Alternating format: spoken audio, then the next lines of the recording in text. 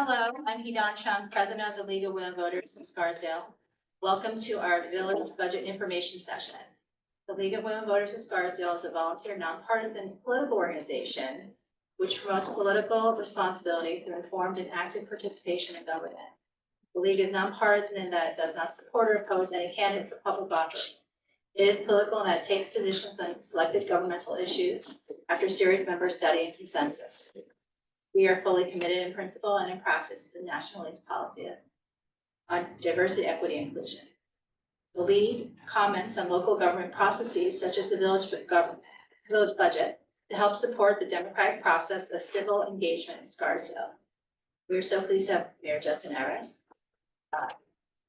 Trustee Brew, and the treasurer and everyone.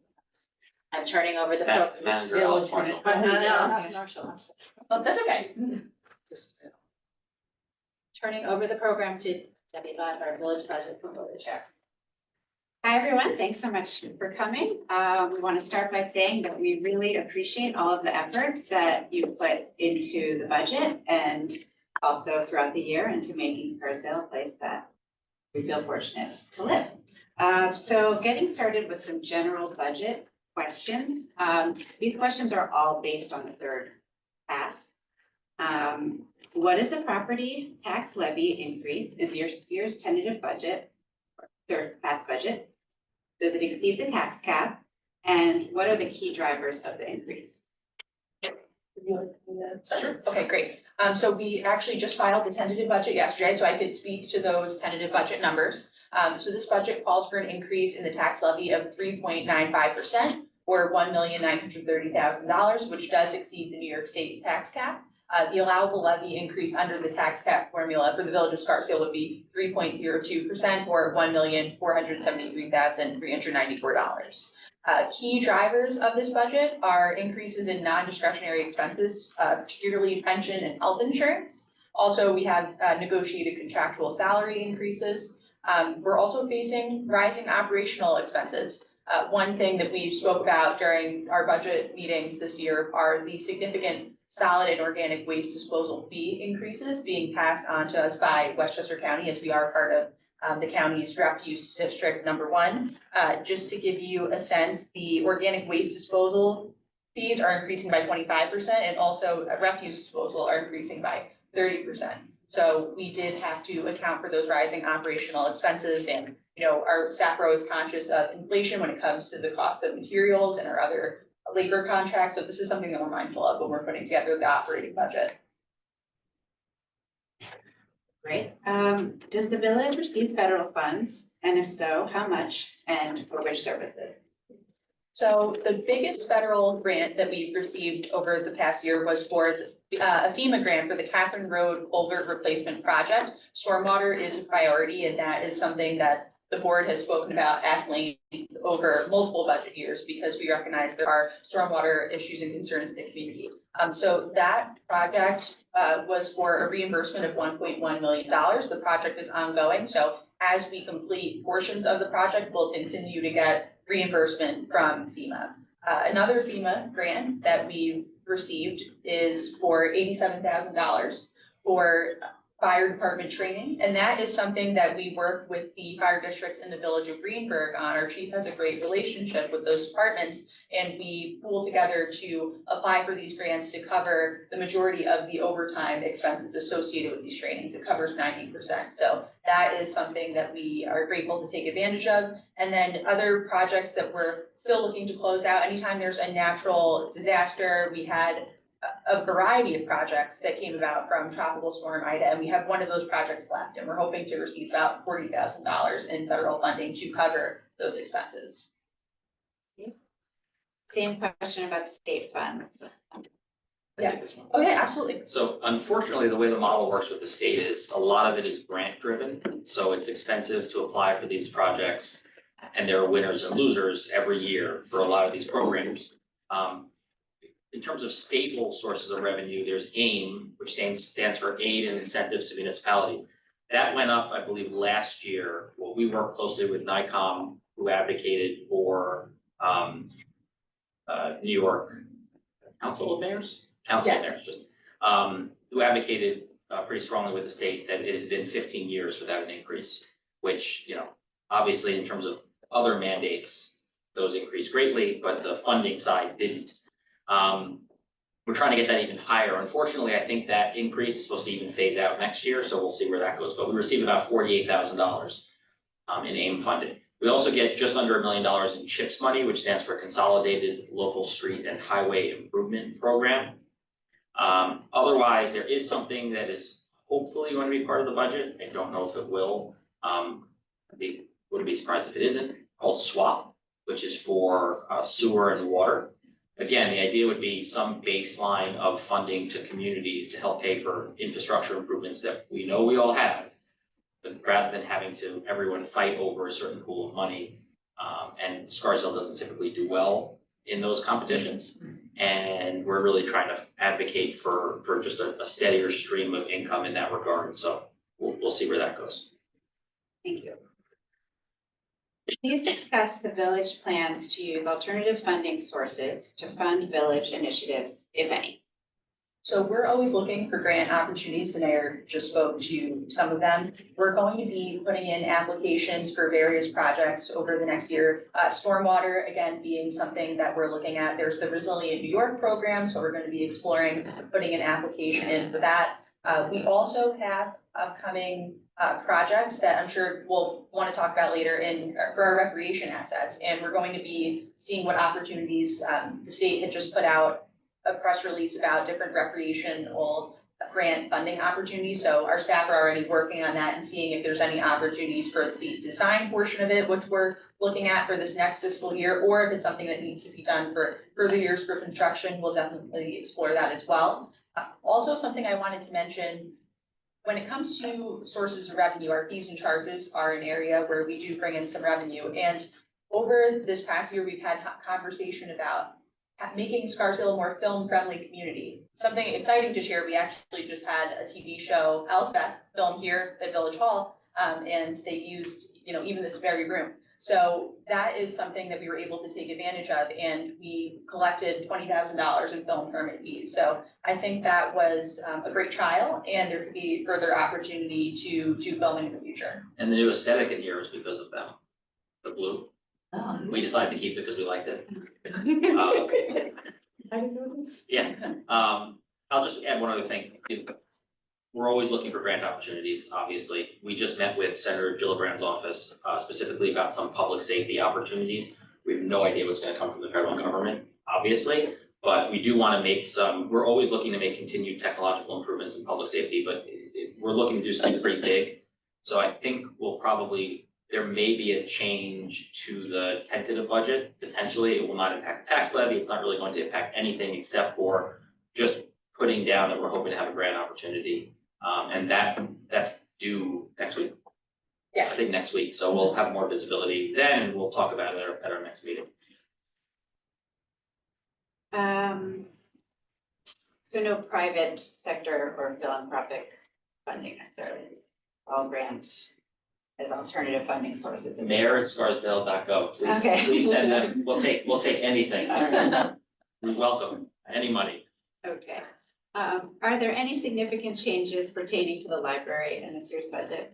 We're not seeing any significant changes to the library budget this year. Really, the biggest change, if anything, are the negotiated contractual salary increases for the union employees that service the library. Okay. And they have a big project they're working on, which is the landscaping program, which I think should be pretty exciting.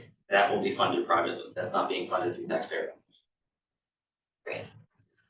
Any significant changes pertaining to the central garage? Similarly to the library, the central garage fund is maintaining steady. Great. Does the village own any residential or commercial units?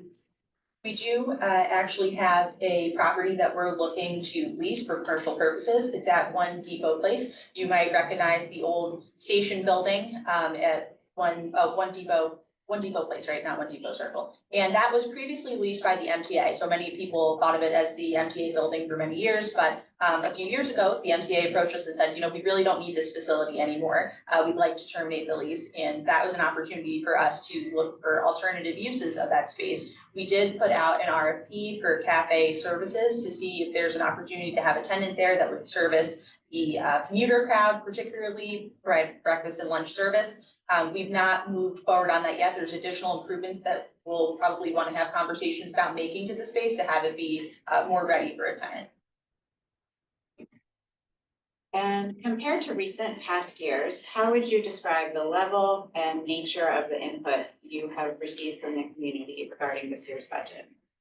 I think this year we've received a lot of thoughtful comment, more so on capital projects and less so on our operating budget, particularly because we're not seeing super big swings in our operational budget that really aren't related to non-discretionary items. So we did get a lot of great feedback. At the stormwater meeting, we had the field study presentation, and we had discussions about field study at our work session on February 24th, and we did receive great public comment then. So seeing those on the key capital projects has been really helpful. And that's been one of the, And the pool. oh, And the pool. and that's been one of the focuses, I think, is understanding that our budget process is really 12 months. The condensed timeline is obviously super important because we focus and get in a lot more granular on a lot of the operational and other things, but all of these projects are discussed all year long, and it just happens that we have to vote on this one document. But input's always welcome any day of the year, and we're going to be talking about projects that will impact potentially next year's budget, maybe next month or the month after. So it's always important to stay involved, which we appreciate that you do. Great. Are there any significant changes pertaining to the water fund in this year's budget? So this year, we're seeing an increase in the water rates of 3.1%. This increase is consistent with the water rate model that was put together for us by our consultants Woodard and Curran in 2022.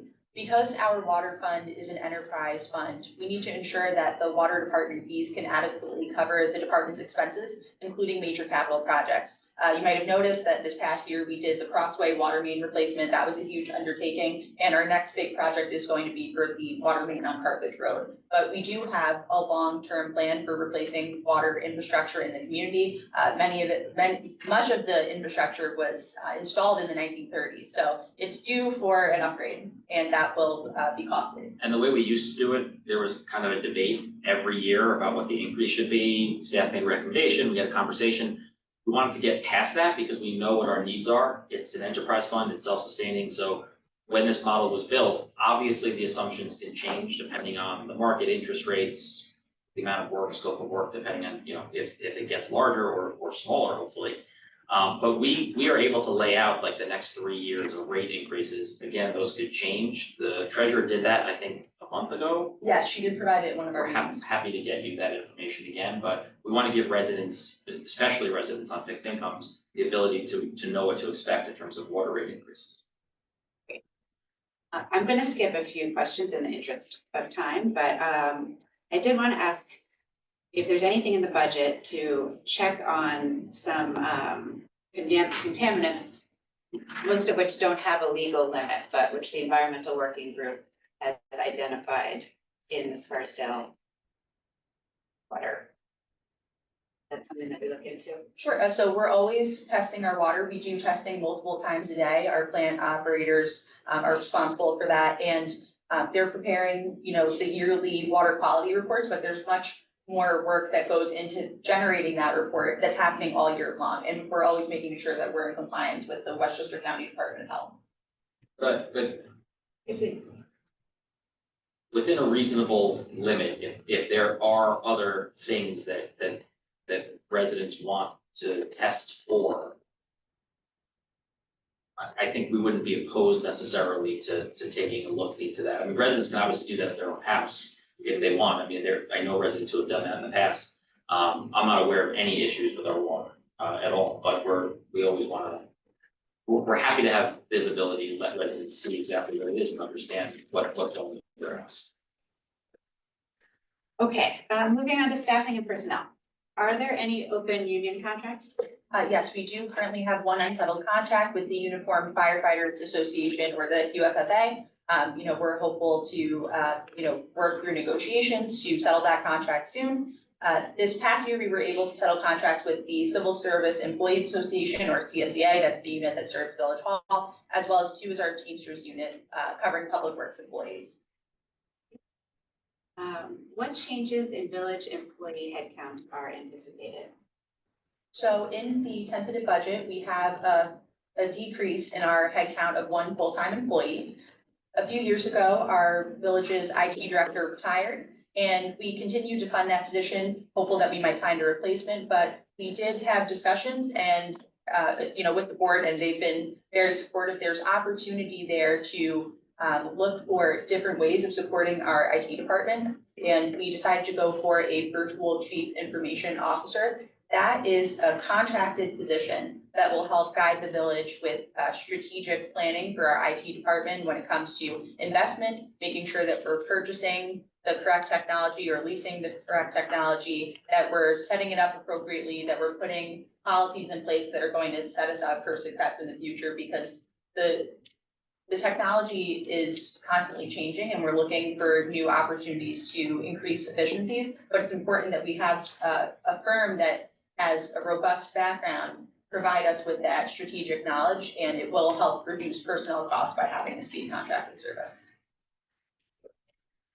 Next is regarding the police department's patrol department and the overtime budget. Significant amounts in past recent years. The third pass shows $700,000 for overtime, plus, if I'm reading it correctly, an additional $150,000 for reimbursable overtime, offset, however, by a $300,000 reimbursement. Could you talk about this spending and how it compares to recent spending for this budget item? Sure. So when it comes to the reimbursable overtime, the majority of that is associated with utility work being performed in the community. When Con Ed is working on their gas main replacements, they're often hiring our officers to help with traffic control. Same with some of the other utilities, such as Verizon. They need a road closure and they don't have their own staff available. Sometimes the utilities will provide their own traffic control staff, but they don't always have that available. So they'll usually contract with the village. There is also a portion of the reimbursable overtime associated with special events, when organizations are hiring police officers, most likely to do traffic control if there's a road closure. So really, those are the biggest contributors. We did see a greater amount of reimbursable overtime from Con Edison over the past year when they were doing work in the Fox Meadow area. We expect that that will pick up in the future, so we will see an increase related to that. Regarding recurring expenses, what is the additional cost, if any, of the recent expansion to weekly recycling pickup? So we had very collaborative discussions with the Teamsters Blue Collar Unit, and that's where our sanitation workers, are housed as far as the bargaining unit that serves them. So in those discussions, we approved a $1 an hour salary increase for the employees in the sanitation division specifically for the additional workload associated with providing this additional service. And this equates to approximately a $50,000 a year increase in the operating expenses for that program. Total, yes.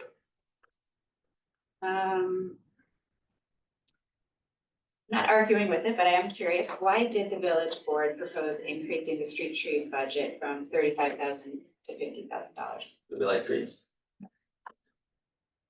There's always been advocacy for more. The constraints are labor and people pushing back and saying they don't want trees in front of their house.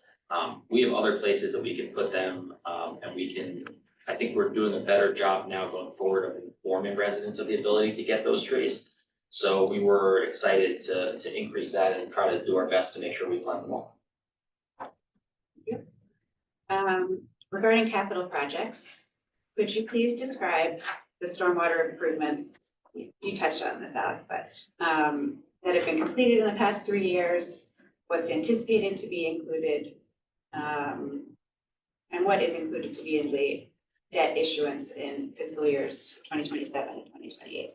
Sure, so I did mention the Catherine Road Culvert project, that was a big project that we had worked on for 2 years before getting the approval from FEMA. In order to get the funding for that project, we had to do cost benefit analysis. There's a lot of pre-engineering and design work that goes into this project before getting that funding. So we had a work session on December 3rd, and I highly recommend that anyone that's interested take a look at that, where we talked about 8 different projects that we've been working on.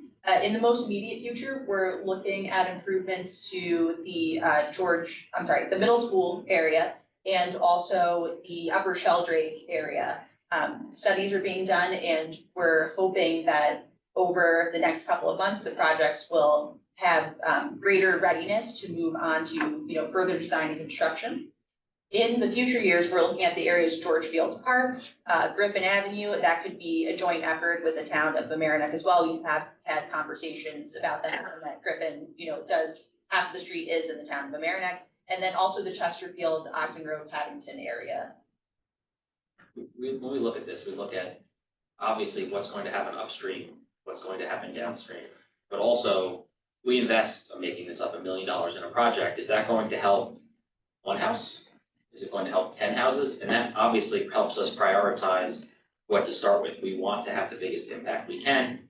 Not that we don't want to help the individual homeowner, but we want to try to make as big improvements as we can with the money that we have available. And we're also, as the manager said, with the culverts, always looking for grant money there. But we can't just rely on that, which is why we've allocated, you mentioned $3 million in last year's budget to assign fund balance just for stormwater projects.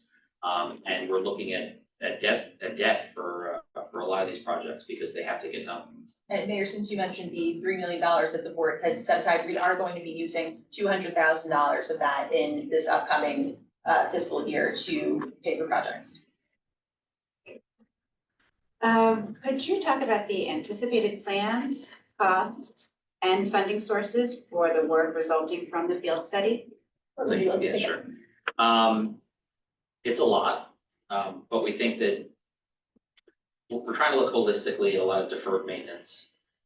That includes our roads, that includes a lot of our infrastructure, that includes this building, which usually is a hot topic with the league, so. We'll get to that. No, I'm sure you will. We actually have an answer, I think, but we don't have the money, but we have an answer.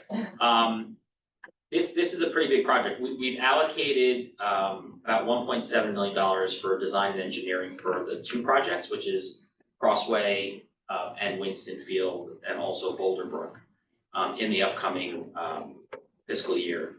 600,000 of which will be through the general fund, and the rest is actually going to be an appropriation of fund balance. We're comfortable doing this because we do believe it's a one-time expense, so it matches up well with the one-time source of revenue, and we don't want to overly burden the taxpayers when we have the money and we can actually use the money for a project like this. It's going to be one turf complex is what we're anticipating at Winston Field. That field is I usually say it's a 0. It's probably not fair. It's pretty close to a 0. It's clay. It doesn't drain well. It's not very usable after rain. It takes a while to get it back. So it's kind of a last resort field. That will turn into something really usable with proper drainage, maybe a retention basin underneath, but will improve, decrease flooding, so improve drainage. Otherwise, we're gonna do a lot of grass improvements, natural grass. So Boulder Brook, Crossway, we're gonna add pickleball courts. We're just gonna make a lot of improvements to the grass, because the grass, when it was originally built, was really just fill. And then they threw sprinklers on them. And so from a drainage perspective, new fields, even grass, have proper drainage systems, which we don't have. So we're hoping to incorporate those as well. The expectation is that the Winston Field project would be about $5 million, and all of the work at Crossway will be just about $6 million. We expect to use borrowing for a good portion of that. That's in an outer year. That's not in the upcoming budget. We also have an expectation / hope for private funding for residents to fundraise to try to offset those costs. Nothing is set in stone. Every year we're looking at our financial situation and understanding what we can afford to do. The hope is that we're going to move forward with these projects because I think the community really wants them. But we're going to work with the community in public-private partnership, we hope, to really move it along. And if we can accelerate it, then that's something we'd love to do. Thank you. Money has been set aside for the Girl Scout house for many years. Is that anticipated to happen? Yes, so we're pleased to share that at the village board meeting, actually on March 11th, so just a couple weeks ago, we had received and approved a grant agreement with the Westchester County Department of Planning. And they're the entity that processes the CDBG money, or the Community Development Block Grant money that's received from HUD. It's passed on to the county, and then the county works with the communities in Westchester County to identify projects that would be suitable for this grant funding. And we are going to be receiving $120,000 in grant funding, which is approximately 50% of the project cost. Improvements to the building would be made, including upgrades to the HVAC, carpeting, windows, and some kitchen renovation work. So the portion of the project that's not covered by the grant funding will be split between the Girl Scouts, Heart of the Hudson, and the Village of Scarsdale.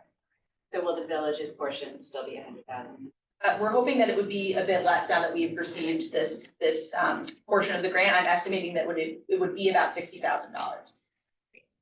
And what about the Hutchinson River drainage capital project that's had $450,000 in the budget? Is that anticipated?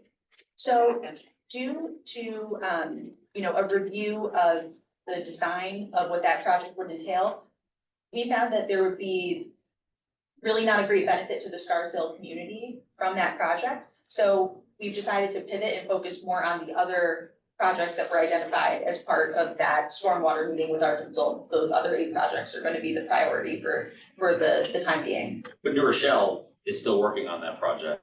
Yes. And we've helped them clearing some areas. We've tried to work with them to be a good neighbor, because in the end, it will have a positive impact. So we want that project to continue. It just won't be necessarily a focus. Exactly what I said before, is making sure it has the greatest impact. That project, unfortunately, the way it's designed is not something that'll be a priority for us. Talked about the village-owned space at the train station. Okay, Village Hall, the multi-year capital improvement plan, the budget's $600,000 for Village Hall in fiscal years 2027 and 28. What is the long-term plan for this building? Okay, so last fiscal year, or the current year that we're in, the board had identified $800,000 for improvements to the building, and that's going to include, reworking of the interior office spaces. It's going to include some security improvements as well.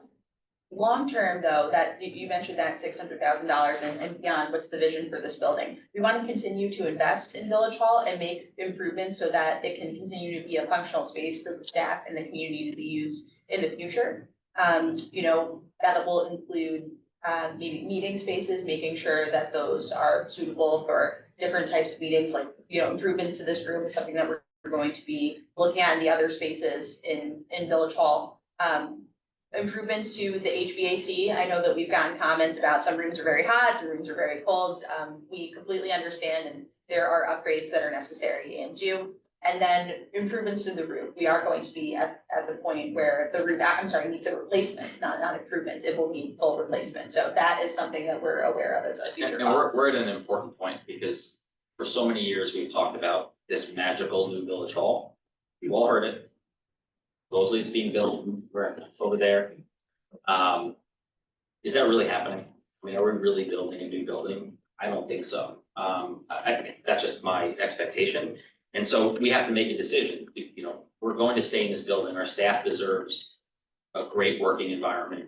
The community deserves, one of the things we're discussing, which I think would be really exciting, is for security reasons, as you all well know, we don't allow meetings here after hours and in different times that used to happen. So wouldn't it be great if at the ground floor, there was a meeting space that was closed off from the rest of the building that could be rented and used by the community in the evenings? Like, that's something we're looking at, along with making other important, the setup of this building, I don't even know when it was done, I'd be guessing, doesn't necessarily match the way that village staff works today. So assuming we move ahead, which I hope we will, we're getting some pricing. We don't have any pricing right now. It will not happen this coming fiscal year. It will be a much larger number, but the anticipation there and the expectation is that will be the Village Hall of the future. Stop talking about some new construction building and actually have staff working in the environment that we should. Thank you.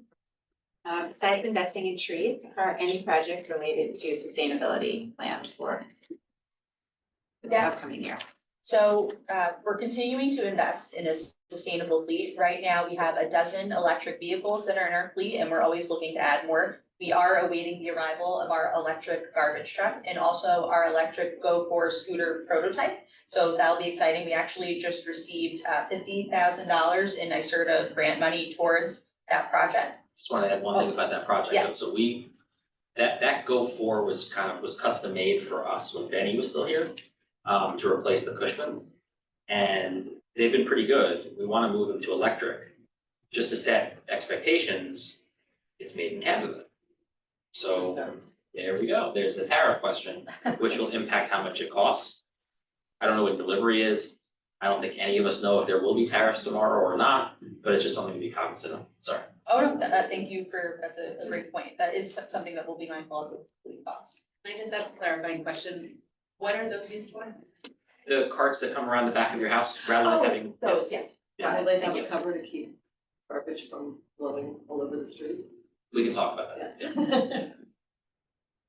Other opportunities we're exploring, EV charger installation. That is something that, we've heard from the public, there's an interest in. Obviously, as more electric vehicles come on the road, there's greater need for having EV chargers. And we've been working with our Conservation Advisory Council to apply for grant funding through Westchester County. And that is something that we're actively working on because there is a large installation cost for these EV chargers, not just the equipment itself. So making sure that we can bring EV chargers to Scarsdale in a cost-effective way is a priority. And the first areas that we're looking at for this project are the Village Center, particularly East Parkway, and also the Village Hall parking lot. And this is exciting because the hope, at least, is that it will be virtually at no cost to taxpayers. So half will be county grant driven and half will be through a Con Ed program. And so first step, as the manager said, is the county. Then we have to go get approval from Con Ed. But this could be exciting to really give residents and visitors the ability to charge. The charges for the energy, of course, would go to whoever's charging their car. But I think it would really make us stand out and be a great project. Good question. Okay, I'm almost at the end of my questions, so we can leave time for questions from the audience, but regarding debt-funded projects, $2.8 million in debt is projected to be issued over the next 4 years at the Freightway Garage. What work will be done and are other plans under consideration for this site? We don't really have a choice with these improvements, right? Like safety is always the priority, so we've had so many analyses done. Desmond, I think Yes, Desmond has done Desmond an update. It's all available online in terms of what needs to be done. I hate to say this because I sound like a broken record for the village, but we do plan to address Freightway again in the coming months. I don't know what that means. I don't know if that means a development, but I think we truly owe it to the community. We have this asset, this aging asset being the Freightway Garage that's just going to keep costing us more and more money. It's not very attractive to look at. We know we need the parking, so we are going to work with the community. We're going to work with the school board. We're going to work with all stakeholders to see if there's an opportunity to do something and also provide needed tax revenue. Thank you. Regarding the pool complex, what percentage of residences in Scarsdale have a pool? And how many new private pool applications have been approved in the past 10 years? So it's a bit hard to quantify how many homes in Scarsdale have a pool. That's something that our planner is currently exploring to see if he could provide, a way to get to a close estimate. But I could definitely speak to the number of permits that have been processed over the years. So since 2014, the village has processed 334 pool permit applications. Now, it's important to note that that doesn't necessarily mean that all of those applications are for new pools. Some of them are renewals to expired approvals that were received or amendments for existing special use permits. Also, some of those permits are for renovations and reconstructions of existing pools. So I just wanted to put that note in there, but there definitely were periods of time when we were seeing a larger number of pool applications, COVID being an example. Thank you. I know you put out a survey regarding the pool. Do you know what percentage of Scarsdale residents or households, however you think of it, responded to the survey? And also what percentage of Scarsdale households have a pool membership currently? I wasn't sure if you want to jump into any of the pool ones. I don't have the numbers off the top of my head, Oh, so. sure. Yes, I'm happy to answer. So in 2022, a statistically valid survey was mailed to a sampling of 3,000 households in the community, which is approximately 57% of the households in the village. And of those 3,000 households, 690 responded to the survey. And I have to say, the survey company that performed this for us was actually very impressed, because they said that's double what they expect and usually see in other communities when they're performing these surveys. So that indicates that there's a high level of engagement. And that was, we hired them to do a statistically valid survey, and they were very comfortable with it, as the manager said.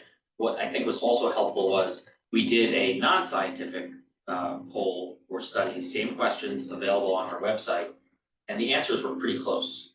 So I think that was even more reassuring that we were getting the right information. Oh, and also to answer the second part of the question was that thus far, our permits have gone on sale March 7th. We've received 163 residential permits. But those usually ramp up much closer, and Yes. amazingly is very weather dependent. So if the weather's great right around the opening of the pool, you'll see a spike then. Hopefully the weather's great right after, you'll continue. If the weather's really bad some years, people will not buy permits, they'll just keep waiting, and then hopefully the weather turns. So timing changes, but hopefully we have good weather this year. And we're also selling to the non-resident opens up 21st, is that today? That's today. I believe it opens up today. Thank you. How is the potential natatorium use being projected? And what are the projected indoor use year-round costs and activities? So that was part of the financial analysis that was done previously. The belief was that there was financial feasibility to have a indoor facility, understanding the challenges of hiring, which remain in the entire area, especially for lifeguards. So we have a comfort level there, but obviously we're going to continue doing due diligence. Staff has continued to speak to other facilities, better understand the costs and the impact on staffing. We'll continue to do that, particularly as we get past schematic design, understanding that we are going to do something with an interior component. When we get to design development, we'll really ramp that up and continue that analysis. But as of now, we're comfortable it can be done. It might mean maybe it's not staffed all day in the wintertime, maybe it's only for pockets, and you can, allocate staff and shifts better that way.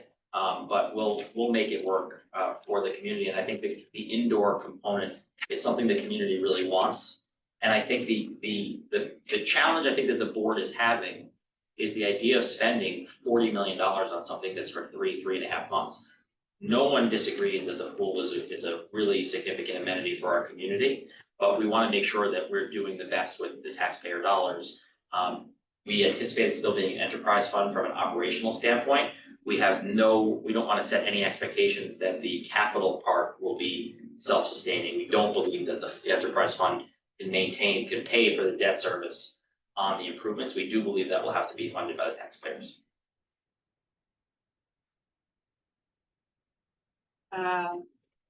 So you just started to get it. What are the critical metrics for deciding which option to proceed with?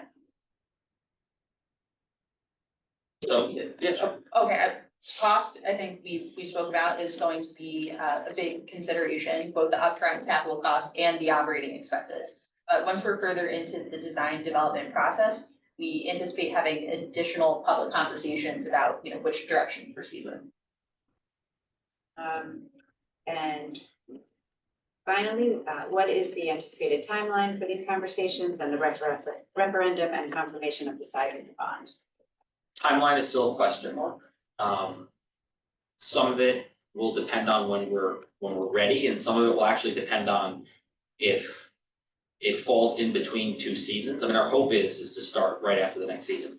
But if we have been delayed a little bit, and if that continues, we don't want to lose the pool for longer than we have to. So as long as the pool is in good enough shape, we will, if we need to, we will try to be open for another season and then be really ready with a plan to start right after it. As of now, we're still hoping to start after the upcoming season, but we'll update the community if that changes. I don't think it's, well, I used to say I don't think it's fair to bind a future board on something like this. I guess I'm going to be on the future board, but I still don't know about the referendum part because it would be a permissive referendum. It would not be required. So the board will have to decide as we get closer, do we just move forward? The community would still have an opportunity to get a certain number of signatures and basically request a referendum. Or we could just, I believe we have the ability to just go for the referendum. I'm not 100% sure on that. So that will be a discussion for the next board. Okay, thank you so much. Any questions from the audience? The pond near the library were there any drainage improvements? Or are there any drainage improvements being done to it, or is it purely cleaning the water? And when is sort of the plan to, what else is happening in that area? And also, sort of in general, the area around the high school, is there? So I'll take a stab and tell me if I'm right. Okay. Mostly water improvement. Yes. But just by dredging it, there's an improvement to drainage, right? It can hold more water. It'll be better for the area. We've been working closely with the schools on this. They have allocated money on their land going towards the high school there. They plan on dredging that whole area. That should make an improvement in that whole area in terms of drainage. What was the other part of that? I'm sorry. I was sort of Okay. the drainage all around there. So, thank you. I wanted to ask about Con Ed and lobbying about the spike in the rates. How's that going? Not well. I don't know if it ever goes well, but we are in the area we are grouped with New York City. Obviously, there's a lot of, I should say, there are a lot of infrastructure improvements that need to happen there that we are being charged for. So we were on a call, excuse me, about a potential rate case challenge and being part of it, which I'll talk about in a second. And the I'll say a town supervisor from the north that's not impacted by Con Ed, but was on the call, made a comment that his son lives in, I believe, Newcastle, and he couldn't believe the delivery charge was literally 2x what they pay, being not Con Edison. Others have been studying this. In order to have a seat at the table, you need to be part of the rate case. The county just announced, which we didn't anticipate, but the county announced they are going forward with a firm to be part of that. We would like to be part of that as well. It will be on our agenda for Tuesday night. It's a group of municipalities originally put together by City of Rye, Village of Portchester, Village of Rybrook. And it will be a group where we'll all have a seat at the table to make sure we're part of it. Now, I don't want to set expectations anywhere. There will be an increase. We're going to try to make it as small as we possibly can. I appreciate that it seems like the governor is taking this seriously and theoretically could repopulate the Public Service Commission, I guess. But as this works, you have to have a rational basis for why you're pushing back. You can't just say it's too high. And I think that's why we're going to go with this rate case and spend the money to give $5,000 per municipality. We're expecting at least 20 municipalities. And the goal is to show exactly why, from a technical standpoint, this is not just. At the end, the utility could always sue, just like anybody else, with an Article 78 and say, okay, well, the decision made at the end was arbitrary and capricious. The goal of having all of this data is to prevent that and to actually, push back as much as we can and get it as low as we can. There will be an increase, but this is a really important time for I think it affects 6 years. Is it every 6? It's a long period of time where this will dictate what those increases are.